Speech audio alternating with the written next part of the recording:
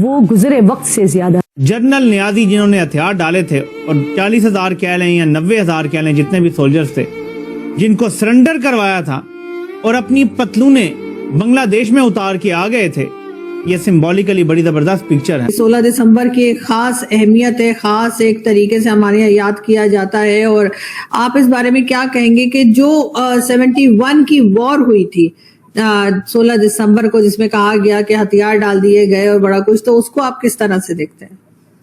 دیکھیے جی، بہت ہی ایک ٹریجک ایک موقع ہے، ایک بہت انفارچونیٹ ہے کہ جب پاکستان بنا تو اس کے 2 حصے تھے، اور آج کے دن 16 دسمبر کو 1971 میں ایک حصہ جو ہے وہ علیحدہ ہو گیا اور بنگلہ دیش وجود میں آ گیا. تو آج کے دن جنرل نیازی جو کہ ہمارے ایک ایسٹرن کمانڈ کے کمانڈر تھے وہاں پہ مشرقی پاکستان میں، انہوں نے ڈھاکہ کے پلٹن میدان میں بھارتی فوج کے سامنے انسٹرومنٹ آف سرنڈر جو تھا اس پہ سائن کیے. مشرقی پاکستان کا سانحہ اس لیے ہو گیا کہ پاکستان آرمی نے وہاں 30 لاکھ بنگالی قتل کر دیے، 3 لاکھ عورتوں کو ریپ کر دیا. مغربی پاکستان والوں کو خیال ہوا کہ یہ تو لڑائی لمبی ہوگی اور مشرقی پاکستان سے چھٹکارا چاہتے تھے تاکہ مغربی پاکستان میں حکومت کر سکیں. تو 13 تاریخ کو مجھے حکم دیا کہ اسٹاپ فائٹنگ اینڈ سرنڈر. تو مغربی پاکستان کو بچانے کے لیے ہمیں مشرقی پاکستان دینا پڑا. مغربی پاکستان بچانے کے لیے جرنیلوں نے مشرقی پاکستان بھارت کے حوالے کر دیا. یہ جنرل نیازی کی اپنی آواز ہے، انہوں نے BBC کو انٹرویو دیا تھا. یہ مطلب یہ بزدل، یہ شرابی، یہ کبابی، یہ مغربی پاکستان بھی ہارنے والے تھے، ان میں تڑ نہیں تھی لڑنے کی. ہم لاتے ہیں ٹاک شوز اور انلمیٹڈ انٹرٹینمنٹ صرف YouTube پر.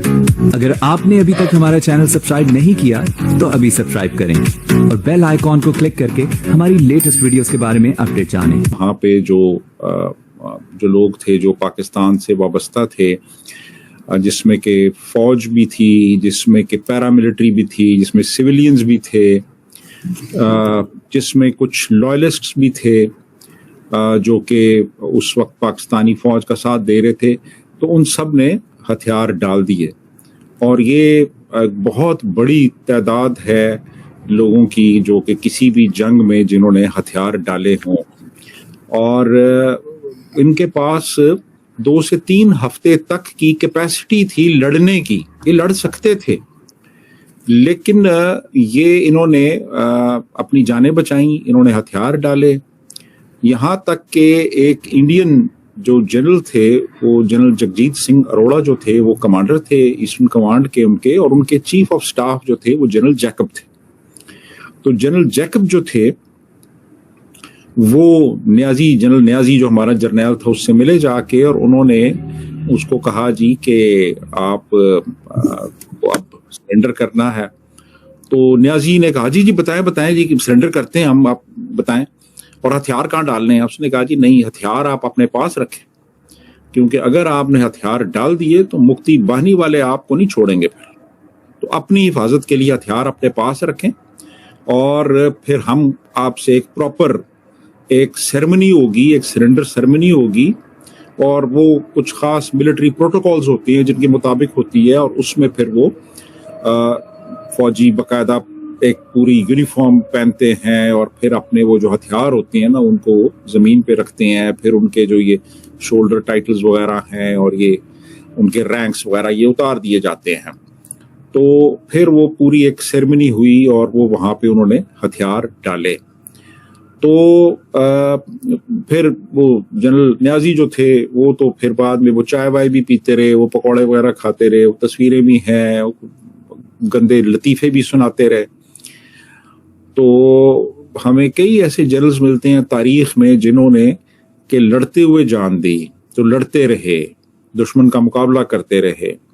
لیکن یہ جو نیازی تھا، جنرل نیازی، جس کو ٹائیگر نیازی بھی کہتے تھے، اس نے تو اس کے باوجود کہ وہ لڑ سکتا تھا، اس نے پریفر کیا کہ ہتھیار ڈالے، اور اس کے بعد وہ کوئی کسی قسم کی شرمندگی اور ندامت کے آثار اس کے چہرے پہ نہیں تھے.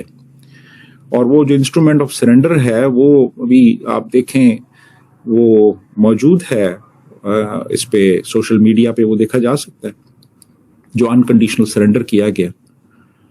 تو آج کا دن جی بڑا ایک انفارچونیٹ ایک دن ہے جب پاکستان ٹوٹا، بنگلہ دیش وجود میں آیا، اور یہ آپ ابھی جو تصویر آپ نے لگائی اس میں یہ جو جوائنٹ جو انڈین ملٹری کی کمانڈ ہے اس کے سامنے یہ ہتھیار ڈال رہا ہے جنرل نیازی، اس کے ساتھ جنرل اروڑا ہے، اور پیچھے وہ انڈین آرمی کے یہ رائٹ سائڈ پہ جو ہیں یہ جو کھڑے ہیں یہ جنرل جیکب ہیں، اور ان کے ساتھ یہ نیوی اور ایئر فورس کے کمانڈرز ہیں لیفٹ پہ، اور یہ ان کے پیچھے ایک انڈین جنرل ہیں اور ساتھ بھی پیچھے ایک اور. تو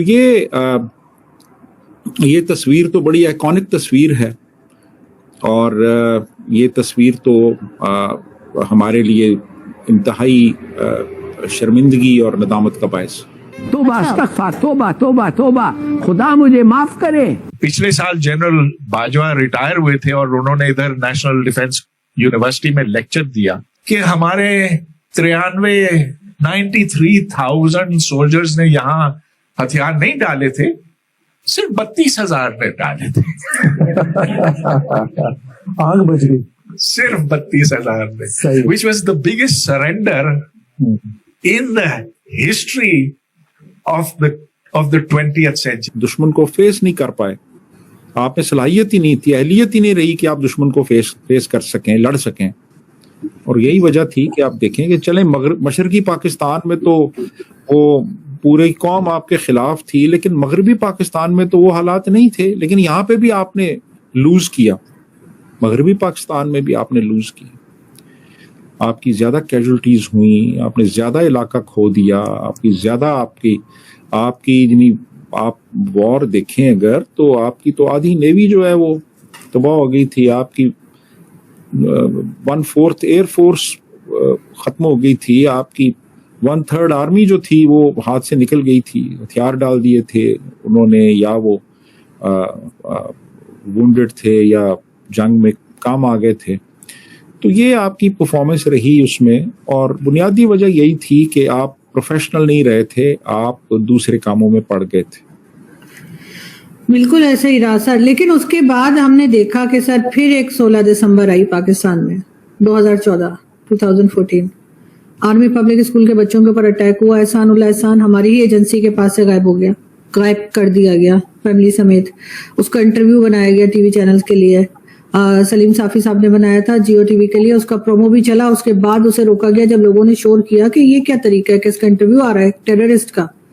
دنیا کی کسی کنٹری میں کسی ٹیررسٹ کا انٹرویو نہیں ہوتا. یہ اعزاز یا یہ کہہ لیجیے کہ یہ بات بھی صرف پاکستان میں دیکھی گئی.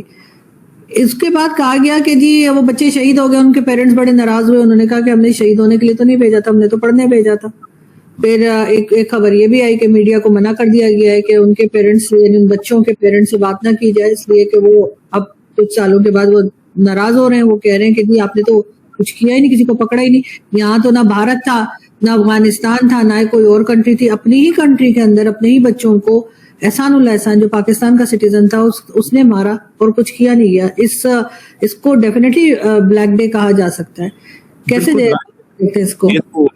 بالکل دیکھیں، بات یہ ہے کہ وہ اس میں وہ جو واقعہ ہوا تھا اس میں 144 لوگ مارے گئے تھے. اس میں غالباً 134 بچے تھے اور 10 اس میں اسکول کی ٹیچرز تھیں اس میں جن کو مار دیا گیا وہاں پہ جا کے.